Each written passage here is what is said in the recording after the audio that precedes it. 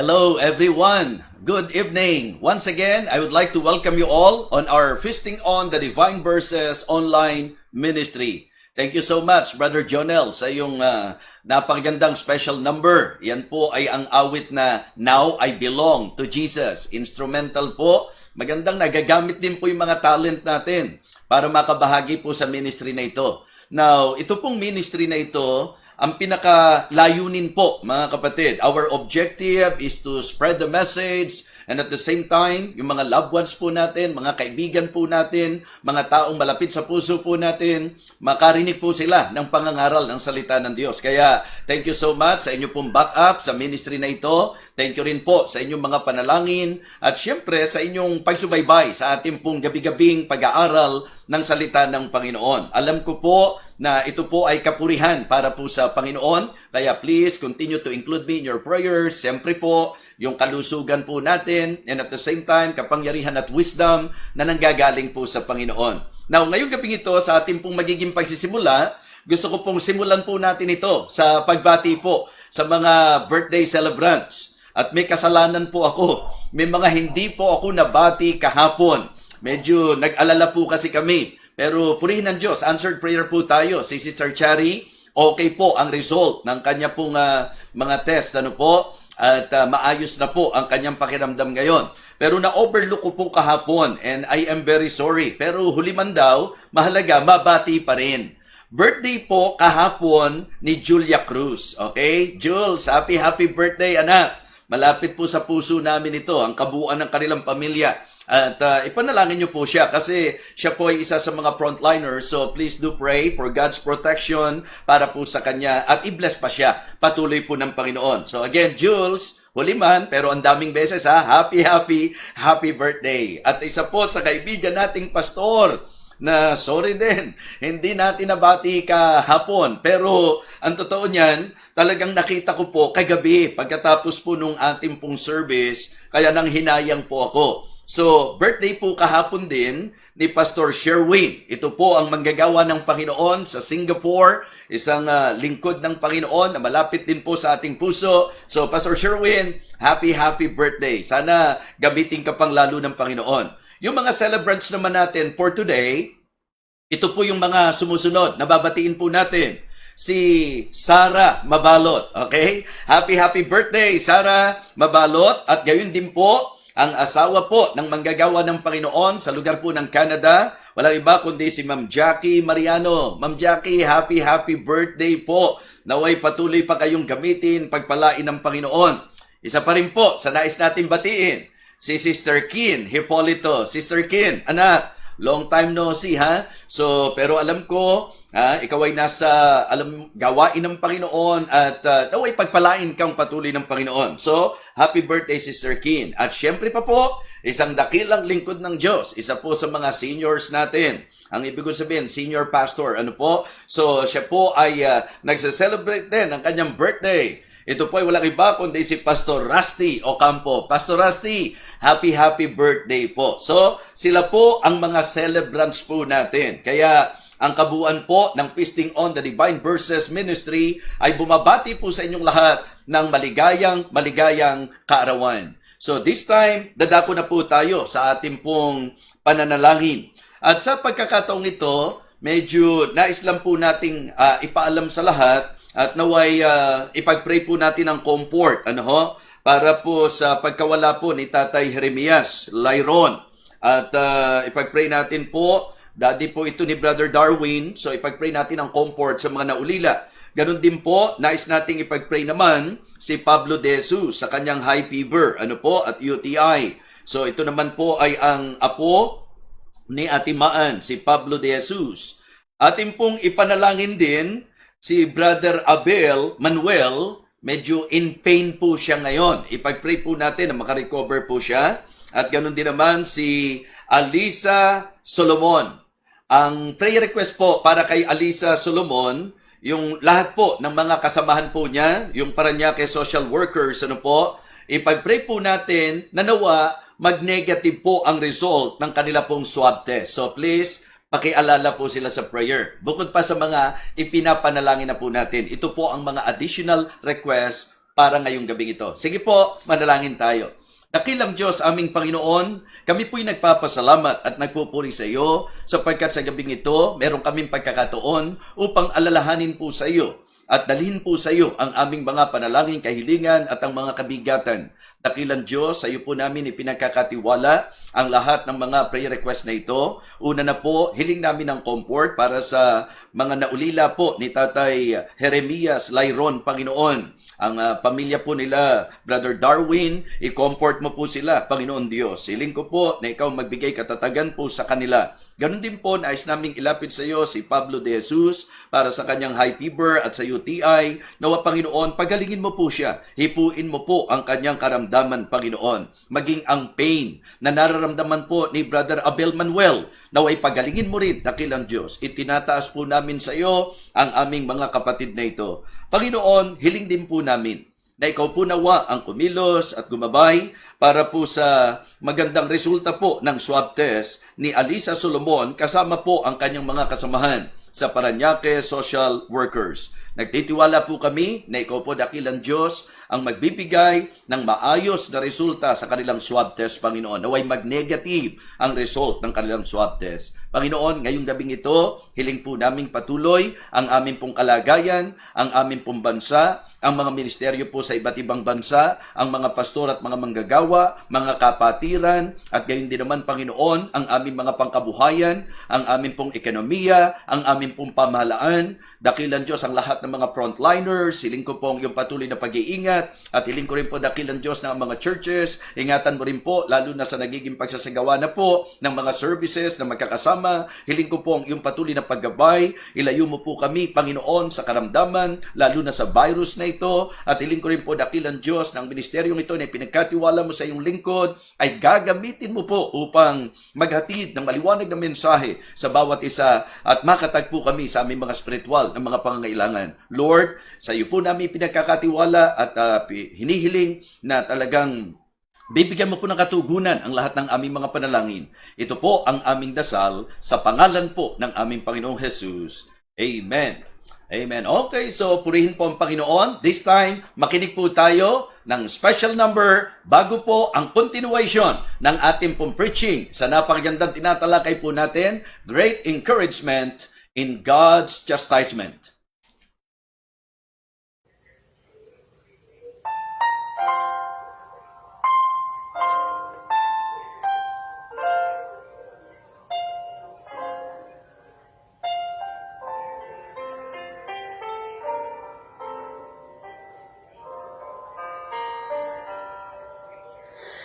Oh, soul, are you weary and troubled?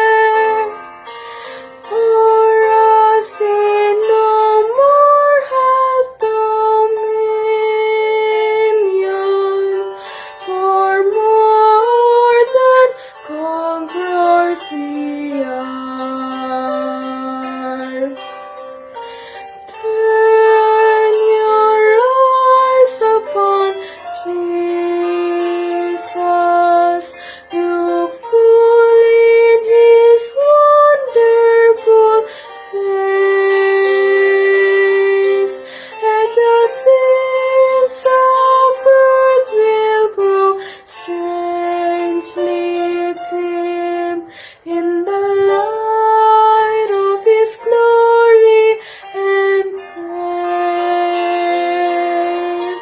and the things of earth will grow strangely dim in the light of His glory and grace.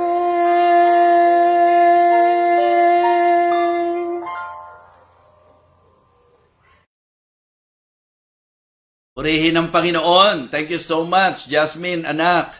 Nakakatuwang isipin mula nung maliit ka pa, ngayon malaki ka na, pero patuloy kang naglilingkod at nagpapagamit sa Panginoon. Maganda talaga yung naging training, So kaya saludo ako sa mga magulang at syempre nagpapasalamat tayo sa ating pong mga tagapangasiwa sa ating Sunday School for Children's Ministry. Malaking bagay. In fact, nakikita ko kahit ganito yung sitwasyon natin, tuloy pa rin ang ministry natin para sa mga bata. Pati yung mga memory verses ninyo, talagang alam ko nalulugod ang Panginoon na makita na yan ang ating pong nagiging sentro sa ating naging sitwasyon na ito. Now this time, tuloy-tuloy na po tayo sa ating pong pag-aaral. At ito po ay ang continuation ng naging pagtalakay po natin kagabi. By the way, ang topic po natin is about God's chastisement. Di po ba? Tungkol sa palo ng Panginoon. At ang pinaka-title po natin, Great Encouragement in God's Chastisement.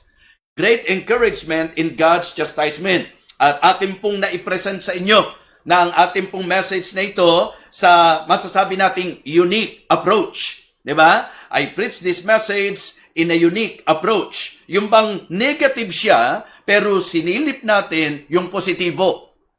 Tiningnan po natin yung positibong bagay, positibong dahilan patungkol sa usapin ng palo ng Panginoon. Ikalawa, yung pong tinatawag nating uplifting approach. Yung bang idea na makita ng mga kung sino man ang nakakaranas ng palo ng Panginoon na talagang pwede pang bumangon, na hindi po doon natatapos ang lahat sapagkat pwede tayong bumangon at magbalik loob sa Panginoon, maituwid ang buhay natin sa Panginoon. Gayon din po, tinalakay natin sa pangangaral na ito po ay unrebukable approach, meaning nakatungtong talaga sa tibay ng salita ng Diyos. Yan po ang ating mensahe. Ang message natin, salita ng Diyos. Kaya, mga kapatid, I am very sure na kagabi po, marami ang pinagpala, marami ang naliwanagan, at ngayon po, sa magiging pagpapatuloy po natin, alam ko na lalong papagtitibay ng Diyos sa atin ang mensahe. Now, ang pinaka-review po natin ngayon ay yung pong naging first point po natin. Kasi ang first point natin is about the implications of God's chastisement. Kumbaga, tiningnan ko po yung anggulo at yun ang ipinangaral ko sa inyo, yung bang ano po ba, what the chastisement of God is implying. Pinakita ko yung negative at saka positive, di ba? Something is wrong and something is right. Yung pong mali po dito, yung negative, na kaya tayo pinapalo sapagkat tayo po'y lumihis, sapagkat tayo po'y lumabag, sapagkat tayo po'y lumayo. Di ba? That we are a lost child of God. Katulad ng prodigal son, sa naging paglihis at paglayo po niya, ano nangyari? His life became miserable. So, yun yung ipinaalala po natin. Yun ang mali. Yung pong paglayo sa Panginoon. Hindi po pwedeng papaluin ka ng Diyos nang maayos ang buhay mo. Hindi po pwedeng sumusunod ka, papaluin ka ng Panginoon. Hindi po, mga minamahal. So, pinakita natin pati yung positibo. Ano po ang pinaka-positibo? That we are a legitimate child of God. Na ako at ikaw lalabas sa palo ng Panginoon, pinapagtitibay nito na tayo po'y legitimate child. Na anak niya po talaga tayo. Ipinakita po sa ating naging pagtalakay na kaya ka pinapalo kasi anak ka. Remember, yung idea po nung consequence at saka nung chastisement, di ba? Na ang consequence pang lahat. Pero pag pinag-usapan ng chastisement, pang-Kristiyano po yan, pang-anak ng Diyos. Okay? Pangatlo po, that we are a loved child of God. Ibig sabihin po na tayo po ay mahal ng Diyos, kaya niya tayo pinapalo. Pinakita natin yung kaibahan. Ang tingin ng mundo, pag mahal mo, hindi mo dapat papaluin. Pero ang makadiyos na pananaw, dahil mahal mo, paluin mo kung kinakailangan. Yung nag-uurong daw po ng pamalo sa anak. Siyempre, ang pinag-uusapan nating palo, hindi naman ang ibig sabihin nito, basta papalo ka lang. Merong reason kung bakit. Di po ba? So, mahalaga po yan. Kaya sa pangkalahatan po, sa unang puntos natin, ang naging ating pagtalakay ay ang patungkol sa alarma ng Diyos. About the alarm of God, the affirmation of God, and the affection of God. Ngayon po, magpuproceed na tayo sa second point. But before that, let me again read to you our text. Buksan muna po natin sa Hebrews chapter 12. Hebrews chapter 12 verses 5 to 11. Ganito po ang sinasabi ng Bible. And ye have forgotten the exhortation which speaketh unto you as unto children. My son, despise not thou the chastening of the Lord, nor faint when thou art rebuked of him. For whom the Lord loveth, he chasteneth, and scourgeth every son whom he receiveth. If ye endure chastening, God dealeth with you as with sons. For what son is he whom the Father chasteneth not? But if ye be without chastisement, whereof all are partakers, then are ye bastards and not sons. Furthermore, we have had fathers of our flesh, which corrected us, and we gave them reverence. Shall we not much rather be in subjection unto the Father of spirits and live? Verse number 10. For they verily for a few days chastened us after their own pleasure, but he for our profit, that we might be partakers of his holiness. Now no chastening for the present seemeth to be joyous, but grievous. Nevertheless, afterward, it yielded the peaceable fruit of righteousness unto them which are exercised thereby. Manalangin po tayo. Patuloy po kaming kumikilala sa iyo, aming Amang Diyos, sa iyo pong paggabay at pagpapala sa amin. At ngayon pong gabing ito, sa amin pong patuloy na pag-aaral, nais po naming muling dumalangin, Panginoon, na ikaw po ang siyang kumausap sa bawat isa po sa amin. May you continue to talk to us, O God, and please touch the heart of your people. May you enlighten our minds, O Lord, and please empower me. Give me wisdom. Guide me, O Lord, in preaching thy word. And please, ikaw po ang maitaas. Maraming salamat po. Abutin mo ang amin pong mga espiritual na kalagayan upang kami po ay maituwid sa aming landas at lakad at ikaw ang aming patuloy na maparangalan. Ito po ang aking panalangin sa pangalan po ng aming Panginoong Jesus. Amen. Amen. So, sa second point po, ang tatalakayin po natin is the intentions of God's chastisement. The intentions of God's chastisement. Mga minamahal, kung matatandaan nyo po, sa naging pagtalakay po natin kahapon, pinakita ko po, muli, uulitin ko po, para ma-establish po sa atin, sa pangkalahatan po, ang tawag natin sa resulta ng maling gawa po natin, ng kasalanan po natin, ng pagliis po natin, ang tawag po, generally, consequence.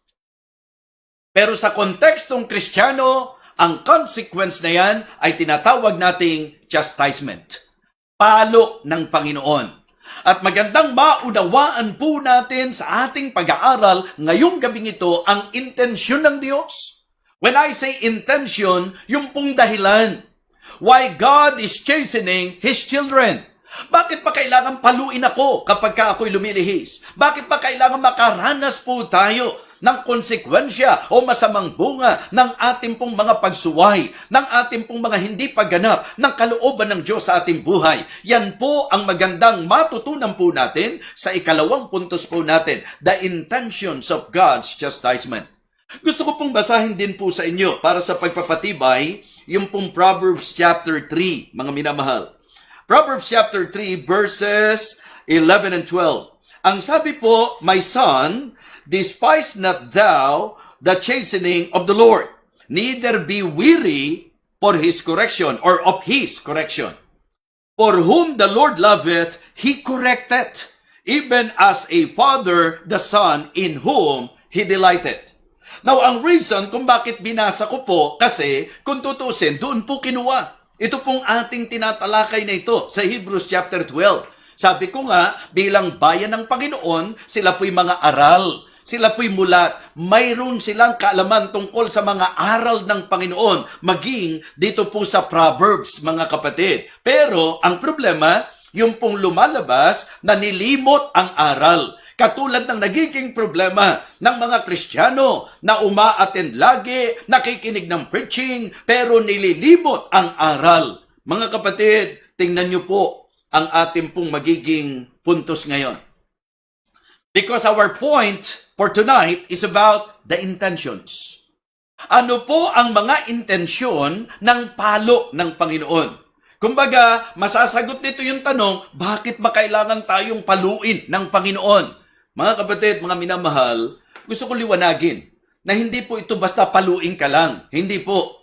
So ito po ay palo na mayroon pong makadahilanang bagay. Di po ba? So, I mean, reasonable po because God is reasonable. God is righteous. Di po ba? And God is very responsible being our Father. Now, let us consider again the intentions of God's chastisement.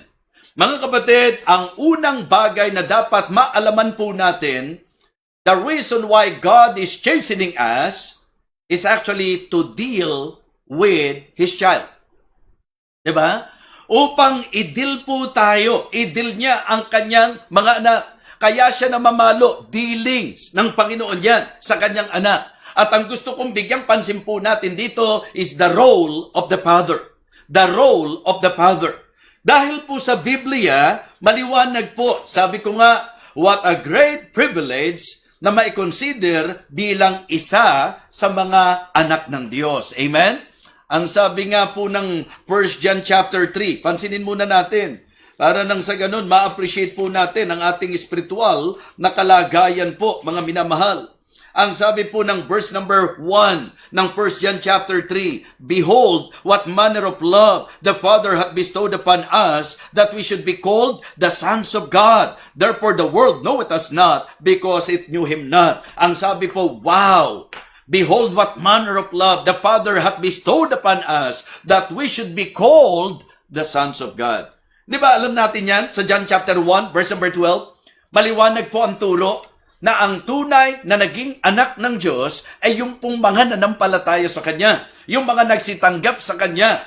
Atin pong naituro na sa ilang mga pangangaral po natin that it is not true to say na lahat ng tao anak ng Diyos. Mali po yan. Wala pong biblical na batayan po yan. Ang maliwanag po na turo sa Bible, ang anak ng Diyos, ang kaisa-isang anak ng Diyos ay walang iba kundi ang ating Panginoong Kristo. John 3:16, For God so loved the world that He gave His only begotten Son. Isa lang po ang anak ng Diyos. At yan ay wala iba kundi ang ating Panginoong Kristo. Pero nakakatuwa sapagkat ang magandang balita na ako at ikaw, bagamat sa katotohanan, hindi tayo anak ng Diyos, but in John chapter 1, verse number 12, the Bible is clear, the Word of God is clear, but as many as receive Him, to them give Him power to become the sons of God, even to them that believe on His name. Kaya pag ako at ikaw ay totoong nanampalataya, ang banal na Espiritu po'y mananahan sa atin, at yan po ang katibayan na tayo po ay mga anak ng Diyos. Yan po ang pinakaselyado o selyo po sa atin, mga minamahal. Kaya sa Romans chapter 8 and verse number 14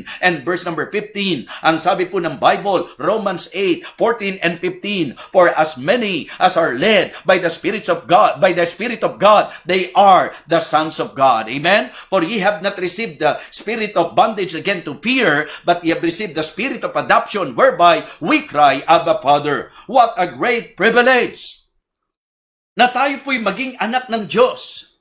At dahil tayo po'y anak niya, ama po natin siya. At sa Biblia po, maraming mga pagkakataon po na ginagamitan po tayo ng paglalarawan patungkol sa kung yung ama niyo sa lupa. Di po ba? How many times na yan po ay nabasa natin sa Bible na sinasabi po ng Panginoon na kung yung ama niyo sa lupa, liko, pero iniisip ang mabuti para sa kanyang anak, ako pa kaya na ama ninyo sa langit. Di po ba? So that is actually one of the things na nais ko pong ipakita sa inyo. That every time na nakakaranas tayo ng palo ng ating pong Panginoon, ng Diyos, ano po, gusto kong makita nyo na He is just doing and actually po performing His role as our Father. Siyempre po bilang ama natin, may role siya. Siya po ang ama, anak po tayo. Ano ang role ng ama sa kanyang anak? Kumbaga yung responsibilidad. Ano po ang pananagutan po niya sa atin? So mga minamahal, importante po na ako at ikaw makaunawa na siya bilang ama natin, ang role niya is to provide for us and to protect us. Amen? Yung pong provision niya. Kaya nga ang maliwanag po, hindi siya natutuwa na nakakakita na Kristiyano ka, ikaw ay nababalisa, Kristiyano ka, sobra kang mapag-alala. Tingnan niyo po ang sinabi. Para lang po mas ma-appreciate po natin na ang pinag-uusapan natin kasi, yung pong dealings, yung kung paano pong ang Diyos nakikipag-deal sa kanya pong mga anak. Paano niya itinatrato, paano po niya hinahandle, di ba? Paano po ang operation ng Panginoon? Being our Father, siya po'y gumaganap sa kanyang role and responsibility. Tingnan niyo po ang sabi ng Matthew chapter 6, beginning verse number 25. Therefore I say unto you, take no thought for your life, what you shall eat, or what you shall drink, nor yet for your body what you shall put on. Is not the life more than meat, and the body more than raiment? Behold the fowls of the air, for they sow not, neither do they reap, nor gather into barns, yet your heavenly Father feedeth them. Are ye not much better than they? Nakita niyo po? For God to emphasize, di ba, His responsibility to provide for us, alam niyo po, nirebuke niya yung mga disciples Sabi niya, nag-aalala kayo. Tingnan niyo po yung mga ibon sa himpapawid. Yung mga liryo sa parang. Hindi ba? So pinakakain ng Ama natin sa langit yan. Dinaramtan yan ng Ama sa langit. Tayo pa kaya? Yun po ang sinasabi po niya. Sa verse number 27, which of you by taking thought can add 1 cubit unto his stature? And why take ye thought for raiment? Consider the lilies of the field, how they grow. They toil not, neither do they spin. And yet I say unto you, that even Solomon in all his glory was not arrayed like one of these. Wherefore, if God so clothed the grass of the field, which is today is, and tomorrow is cast into the oven, shall he not much more clothe you, O ye of little faith? Therefore take no thought, saying, what we shall eat, or what we shall drink, or wherewithal we shall be clothed. For after all these things do the Gentiles seek, for your heavenly Father knoweth that ye have need of all these things. But seek ye first the kingdom of God, and his righteousness, and all these things shall be added unto you. Take therefore no thought for tomorrow shall take thought for the things of itself. Sufficient unto the day is the evil thereof. Kung inyo pong inuunawa ang aking pong naisipunto sa inyo sa usapan ng pagiging ama niya, ang probisyon ng Panginoon ay tiyak, mga kapatid, at ang rebuke po niya kung kanyang pinakakain ng mga ibon, kung dinaramdam niya ang liryo sa parang, lalo na tayong mga anak niya, hindi tayo pababayaan ng Panginoon. Napaka-special natin sa harapan ng Panginoon. So yan po ang message. Sa usapan ng provision. Diba? So, sapagkat ang isang bagay po, magandang makita natin, yun ang kalagayan ng Diyos sa atin. Ama natin siya bilang mga Kristiyano, anak niya tayo. So, saan ko ngayon ipapasok po yung intention? Alam niyo po ba na ang palo ng Diyos ay proteksyon para po sa atin? Ito po ang kanyang role. Hindi lang to provide for us, but even to protect us. Yung protektahan po tayo. Kaya pansinin po natin, bakit tayo pinapalo, mga minamahal? Ano ang dahilan? Ito'y isa sa kaparaanan na tayo po'y kanyang maingatan. Hindi ba nililiwanag natin na kapag may masama, may mga hindi tama sa buhay natin, kailangan i-deal tayo ng Panginoon? Diyan pumapasok yung chastisement Hindi po pwede na papaluin ka nang wala kang ginawang hindi tama. Hindi po pwede na napakatapat mo sa giving, hindi naman po pwede na napakatapat mo sa napakaraming bagay, tapos papaluin ka ng Panginoon. Yung subukin, oo, dahil gustong ipakita ng Diyos yung sinseridad mo. Pero sa usapan ng palo, never napapaluin ka ng Diyos na tama ang lakad mo, na tama ang buhay mo. Kailan tayo papaluin ng Panginoon? Bilang ama natin siya, pagka tayo nakalihis, kapag tayo mababangin, kapag tayo po'y mapapahamak, doon kailangan na tayo po ay kanyang protektahan, at kung tayo po ay may mali na alam ng Diyos na magdadala sa atin sa ikapapahamak natin bilang kanyang proteksyon, papaluin po niya tayo.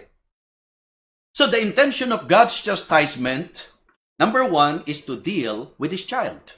Diba? To deal with His child. So, ang emphasis is the role of the Father.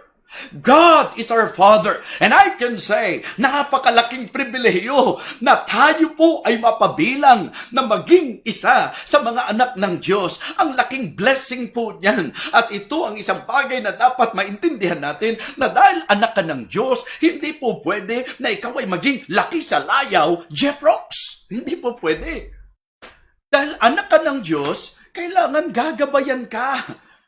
At ang palo ng Diyos ay paraan ng pakikipag-deal ng Panginoon sa atin at pagganap niya ng kanyang role sapagkat ano ang itatawag natin sa isang ama o sa isang magulang na kahit nalihis ang kanyang anak, na kahit na malulung ang kanyang anak sa bisyo, pababayaan lang niya. Mga kapatid, mga minamahal, kailangan pong i-deal natin pag may hindi tama sa anak natin. At yan ang ginagawa ng Diyos. Isa sa paraan na dinidil tayo ng Diyos ay ang paluin tayo kung kinakailangan. Tingnan niyo po ang sabi po ng ating teksto. Hebrews chapter 12, mga minamahal. Alright, ganito po ang sabi mga kapatid sa verse number 7. If you endure chastening, God dealeth with you as with sons. So ito po ang matibay na tinutungtungan natin. Sa puntos po natin that the reason why God is chastening us, the reason of God's chastisement, the intention of God's chastisement is to deal us, di ba, bilang kanyang mga anak. That is the dealing of God. Dahil itinuturing po tayong anak. Kaya yun ang maliwanag. If you endure chastening, God dealeth with you as with sons. For what son is he whom the Father chasteneth not? Okay? But if ye be without chastisement, whereof are all are partakers, then are ye bastards and not sons. So ang unang puntos natin about the intention of God's chastisement is to deal with his child. Ang emphasis, the role of the father. Hindi po siya likong ama. Siya po ay matuwid na ama. Yan ang ipinapaalam natin sa lahat. Huwag po nating pag-away-awayin ang katangian ng Panginoon. Ang tama po, balansihin po natin. What I mean to say, it is not wrong to say that God is love. Pero hindi po ko kontra ang pamamalo ng Diyos sa katangian niya na siya po ay pag-ibig. In fact, ang sabi po ng Bible, the reason why God is chastening His children, it is because of love. Amen? Dahil mahal niya. Ganun po ang tamang mentalidad. Ganun po ang tamang konsepto. Kaya wag kang magre-rebelde pag pinapalo tayo ng Diyos. Wag. Yung magpapakalayo-layo ka pa, yung magmamatigas ka pa, mali. Kapag ka pinapalo ka, ang ibig sabihin niyan, God is dealing with you bilang kanyang anak. So, you better humble yourself before God at kumambyo ka na, hindi yung magmamatigas ka pa, hindi yung lalo ka pang lilihis, hindi yung paninindigan mo kahit mali na. Pagka dinidil ka na ng Panginoon, bigyan mo na ng atensyon. Why? Sapagkat bilang ama, ang gusto niya, maprotektahan ka, maingatan ka, huwag kang mapariwara, huwag kang mapasama. Yan ang gusto ng Panginoon. Kaya hindi po pwedeng ito-tolerate ng Diyos yung mali.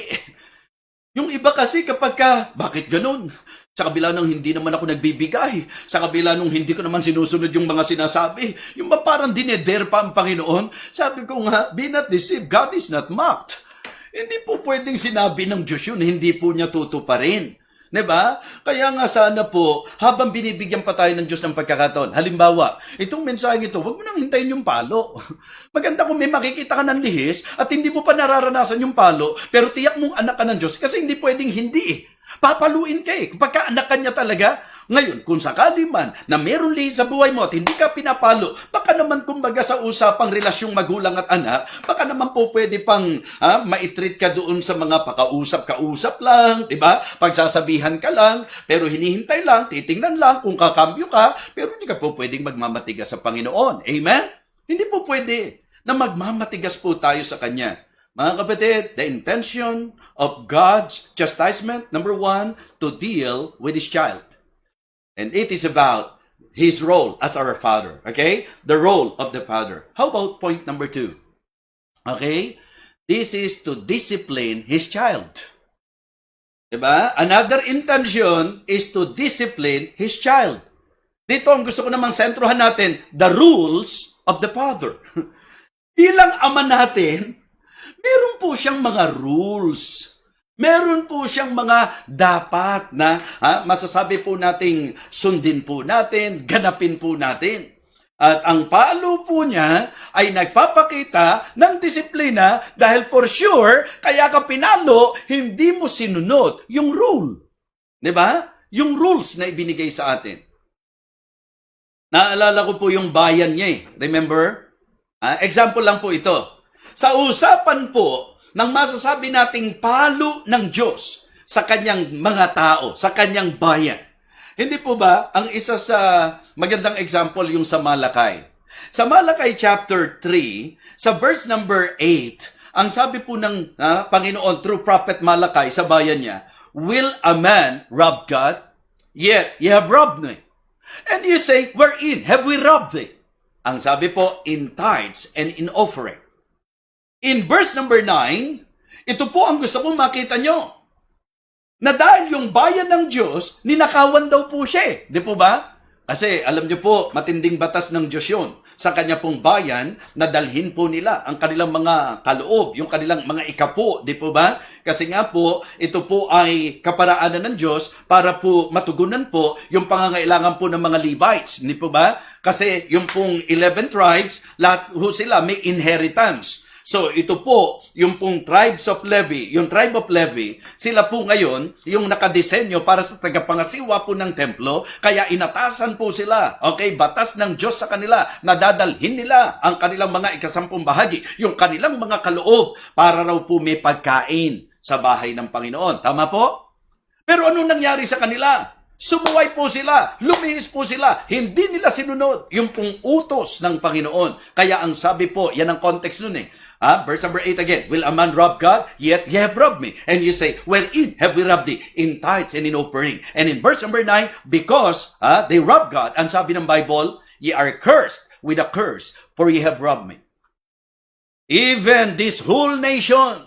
Kaya anong sabi ng Panginoon sa kanila? Sa verse number 10, bring ye all the tithes into the storehouse, that there may be meat in my house, and prove me now herewith, said the Lord of hosts, if I will not open you the windows of heaven, and pour you out a blessing that shall not have room enough to receive it. And in verse number 11, ang ganda po ng sabi niya, and I will rebuke the devourer for your sake. Diba? Para hindi ma-destroy ang iyong lupain. Yan po ang makikita nyong arrangement ng Panginoon. Disenyo ng Diyos. Pagka sinunod mo siya, pagpapalain ka. Pag hindi, papaluin ka. Tama po? Yan po yung idea. So tayo po sa panahon natin, hindi naman po tayo nagtatights dahil po sa katulad po ng konteksto ng mga Israelita. Hindi. Tayo po'y nagtatahit sa usapang makadiyos, sapagkat si Abraham, kahit walang kautusan, siya po'y nagtatahit bilang pagkilala na Diyos ang pinanggagaling ng lahat. Di po ba? Wala pa po sa panahon ng kautusan. Panahon pa lang po ni Abraham, nagtatights na po siya eh. Bakit? Sapagkat yan po ang maliwanag na pangunguna ng Diyos sa mga makadiyos. So tayo po, we are also giving our tithes, hindi po dahil po sa konteksto lang ng Malakay chapter 3, kundi dahil po itong nakita nating pattern ng mga makadiyos na kahit walang utos, ibinibigay nila ang ikanilang ikapo sa Panginoon. So at ano po ang nangyayari? Once na tayo po'y tapat sa ating pong giving, ano po ginagawa ng Panginoon? Amen? Hindi ba tayo mismo nararanasan natin that God is blessing us? Kasi nga po ang dealings ng Panginoon at ang paraan ng pagdisiplina ng Diyos, mga minamahal, bilang meron po siyang rules na ibinigay, pag hindi mo sinunod ang kanyang panuntunan, pag hindi mo sinunod ang kanyang kautusan, ang mangyayari po, papaluin ka para madisiplina po tayo. Blessing eh, kapag ka susunod eh. Pero palo kapag ka tayo po'y susuway. So, bayan ng Diyos yan. Di po ba? Sila po'y pinapalo ng Diyos sa mga panahon na hindi po nila pinapahalagahan yung rules ng Panginoon sa kanila. So, the same thing with us. So, kaya for me, one of the intentions kung bakit pinapalo tayo ng Panginoon is to discipline us. Di ba? To discipline His child. Kasi kahit naman sa reality of life, yan naman talaga ang purpose mo eh, kung bakit mo pinapalo. Tingnan niyo po ang sabi, verse number 10. Ito po yung nasa comparison, okay, for better understanding. Tingnan niyo pong muli sa verse number 8. Ang sabi niya, but if ye be without chastisement, whereof all are partakers, then are ye bastards and not sons. Diba? Pag tinignan niyo po yung emphasis na ito, ipino-point out po na sa usapan ng palo, lahat yan nararanasan ng mga tunay na anak. Yung mga sumusuway, hindi pwedeng hindi papaluin. Tama po? Ngayon, kung ikaw ay masuwayin na, kung ikaw ay lihis na, hindi ka pa pinapalo. Ang sabi niya, parang questionable yun. Baka bastardo, di ba? Yan yung sinasabi po dito. Hindi ako to ha, Biblia po ito, unrebukable. Biblia to eh. Ang sabi po mga minamahal, but if ye be without chastisement, whereof all are partakers, then are ye bastards and not sons. Masakit yun, pero yun ang sabi ng Bible eh. Sa verse number 9, furthermore, we have had fathers of our flesh which corrected us, and we gave them reverence. Diba? Ito po yung magandang attitude. Di ba tayo, sabi po, actually ito po yung more on sa totoo at tamang kalakaran. Na yung pong sa tuwid na kalagayan po, yung ama, pagka po dinidisiplina ang anak, nagdadala sa galang pa rin sa kanilang anak. Sabi niya, hindi ba lalo ang Diyos? Yun po yung sabi ng verse number 9. Ngayon, sa verse number 10, for they verily for a few days chastened us after their own pleasure. Let us consider the comparison. Okay, the writer is actually pointing us to the very important, yung comparison po, na yung ama raw po natin, kaya tayo, parang lugod nila yun, napaluin niya tayo. Yung pag nakikita pong, pero sabi niya sa comparison, but he for our profit. Pakinggan niyo mabuti. Kaya raw tayo pinapalo ng Diyos, hindi para saktan tayo. Okay? Hindi lang doon sa talagang gusto niya kasi napapaluin ka. Hindi. Alam niyo po yun? Yung mga magulang na kung tutuusin, ayaw niya sana eh. Ayaw niya sana, kaya lang mahihirati yung anak niya eh. Mawiwili eh. Hindi mararamdaman. Alam niyo, magandang maramdaman natin yung reality of life na may pain kapag tayo po ay lumilihis. So way na pagdisiplina po na mamalo po siya. Pero sabi niya, yung mga ama sa lupa, namamalo yan sa kanilang pleasure. Pero siya po, sa usapan ng pamamalo ng Diyos, for our profit. Kaya po tayo pinapalo. Pakinabang po natin. Anong sabi? That we might be partakers of His holiness. Mga minamahal, sa madaling salita po, sa mas simple at maintindihan natin, kaya ka pinapalo, pakinabang sa'yo yan para ikaw ay maituwid. Amen? Yun po ang dapat intensyon. Kaya sa mga magulang, konting panawagan lang. Sana hindi kayo kaya namalo dahil gigil na gigil kayo at galit na galit kayo. Sana kaya ho tayo na mamalo dahil ayaw nating mapariwara yung anak natin. Dahil ayaw natin silang mapasama. Hindi yun talagang, alam nyo po yun, yung gusto nyo lang maibuga ang galit po ninyo. Di ba? Yan ang nagiging failure natin bilang mga magulang. Pero ang Diyos hindi. Kung magalit man ng Diyos sa kasalanan, kung magalit man ng Diyos sa kalikuan, pero yung anak, ang sabi niya, for whom the Lord loveth, He chasteneth. Mahal ka, kaya ka pinapalo. Hindi ka sinasaktan, pinapalo ka. Ngayon, masakit po yung palo Ang intensyon, hindi para saktan ka, ang intensyon para wag kang mahirati sa mali. To discipline us. Amen? Because, meron pong rules na dapat sinusunod po tayo. Ibang klase po ang Ama, mga minamahal. Ibang klase po ang Diyos. Kaya ang sabi po, napakaliwanag, verse 11, now no chastening for the present seemeth to be joyous, but grievous. Kala natin kahit mali tayo, kahit mga liko tayo, kahit lihis tayo, hindi ako pinapalo. Akala natin, masaya yung ganun. Hindi! Hindi po yun pakinabang. Hindi po yun masaya. Kasi yun ang magpapariwara ng buhay mo Kaya wag nating itulad ang Diyos doon sa mga konsentidor na magulang. Ibang klase po ang Panginoon. Siya po'y Ama na meron pong rules na dapat nating sundin. Or else, mga minamahal, talagang makakaranas ka ng palo sa Kanya. Ang intensyon, to discipline His child. So what is number 1? To deal with His child. Anong emphasis natin? The role of the Father. Diba? His role as our father.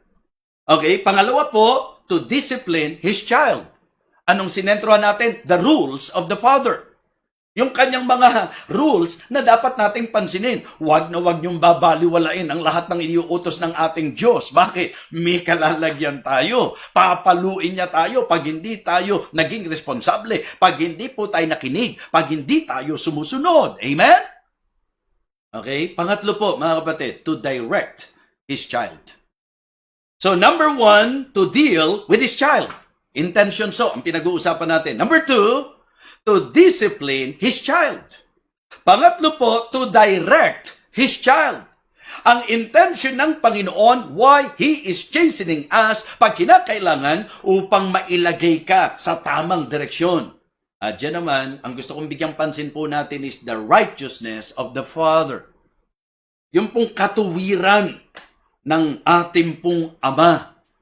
Na ang tunay na puso ng Diyos, kung bakit tayo pinapalo, ang intensyon, hindi para saktan ka, hindi para ibuga lang ang galit niya, kundi ang gusto niya, maging tuwid ang lakad mo, maidireksyon ka ng tama, sapagkat kung hindi tayo pipigilan sa ating pong mga maling ginagawa, alam niya na tayo po'y mapapariwara. Amen? So kaya ang mga palo na nararanasan natin, directing yan. Ang tanong ko sa'yo, tama ba na pinapalo ka na, tutuloy ka pa rin sa maling ginagawa mo? Tama ba na pinapalo ka na ng Panginoon, i-ignore mo pa? Balikan niyo po yung verse number 5. And ye have forgotten the exhortation which speaketh unto you as unto children. My son, despise not thou the chastening of the Lord, nor faint when thou art rebuked of Him. Huwag daw nating baliwalain.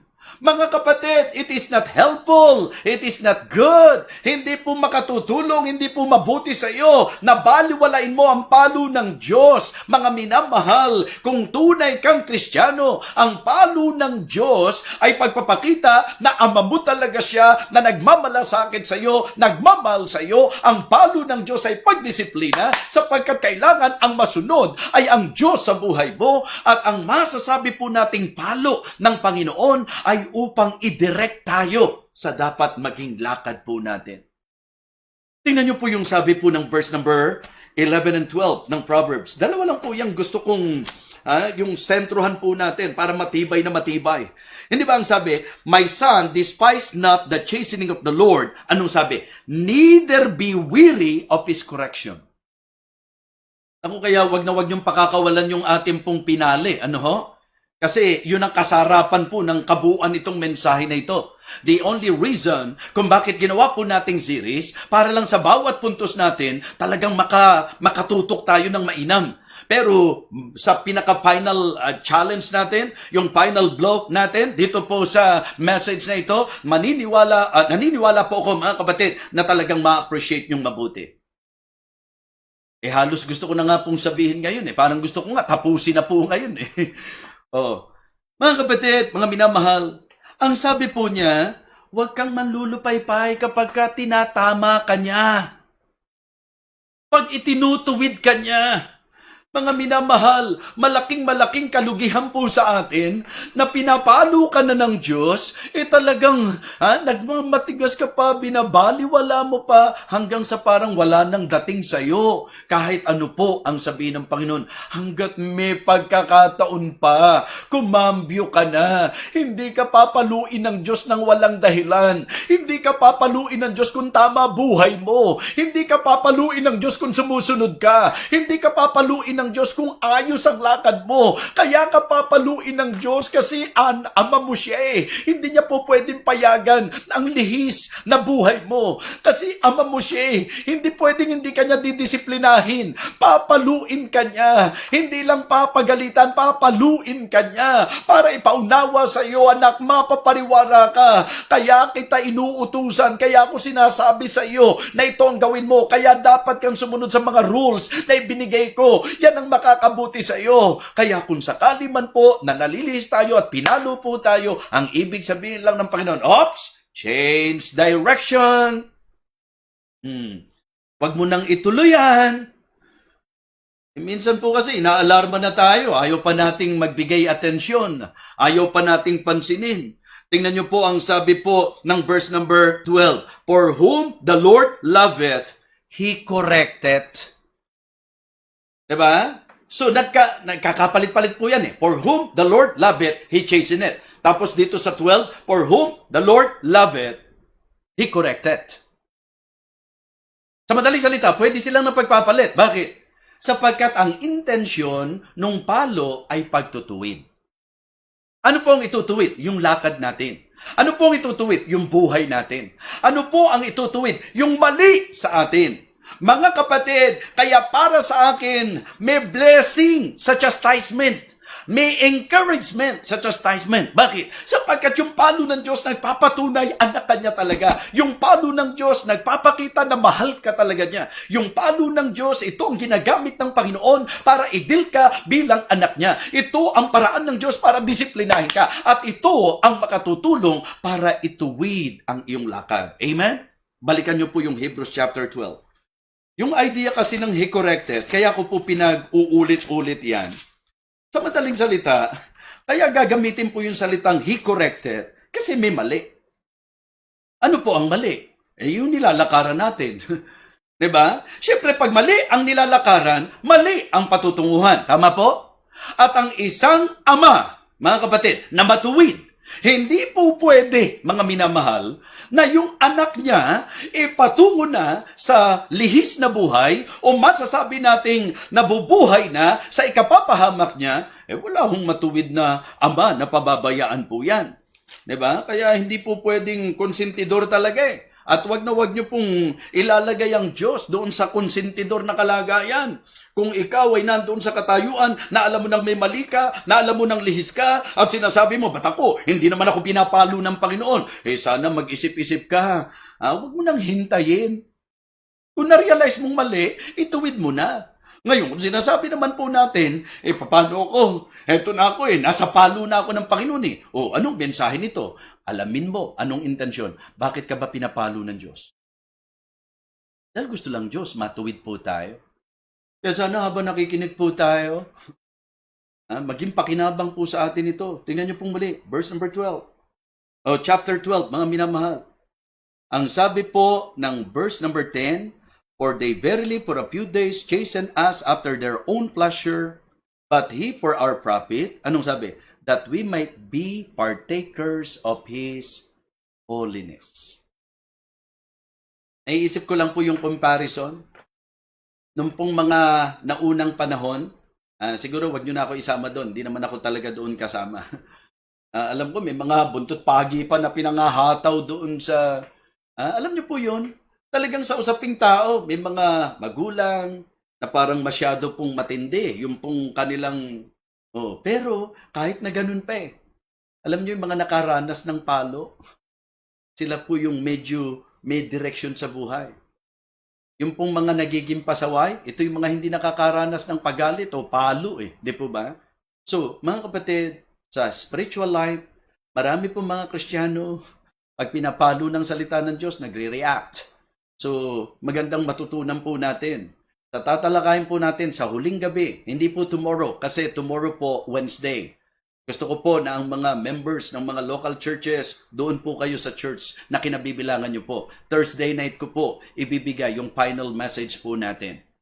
Mga kapatid, ngayong gabi, ang tinalakay po natin, yung pong intentions of God's chastisement. Ano po yung tinalakay natin ng first night? Implications of God's chastisement.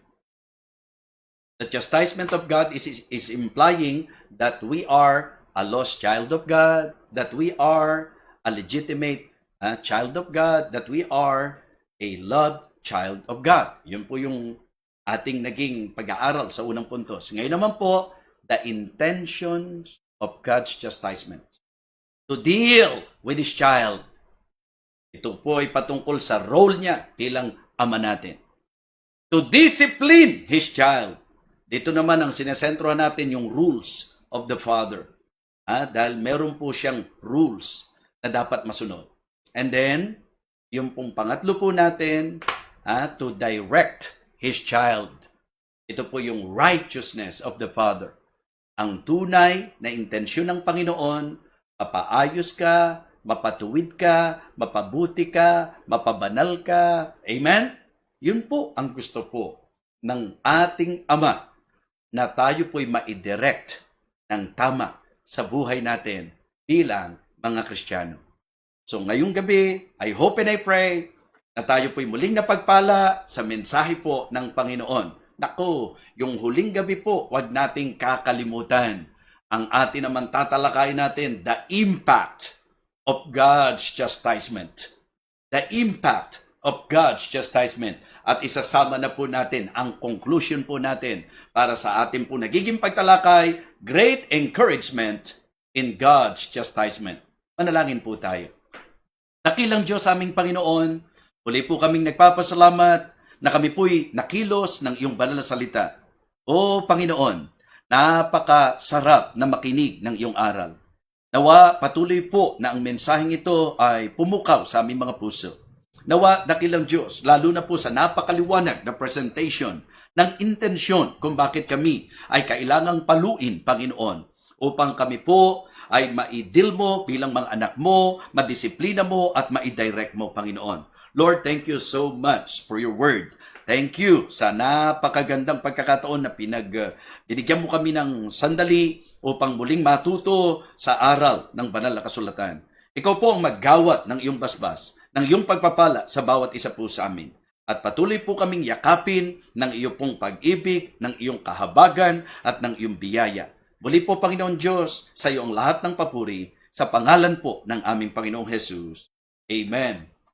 Amen. So, purihin ang Panginoon. So, nakadalawa na po tayo. So, I hope na magkakasama-sama po ulit tayo, lalo na sa Thursday, para sa final message po natin sa topic na patungkol po sa palo ng Panginoon. Muli po, ito po ang inyong lingkod, Evangelist Fernando de Vega, na nagpupuri sa Diyos sapagkat ang napakahalaga po, salita niya ang maipangaral at pangalan niya ang maparangalan. Muli po, magandang gabi sa inyong lahat.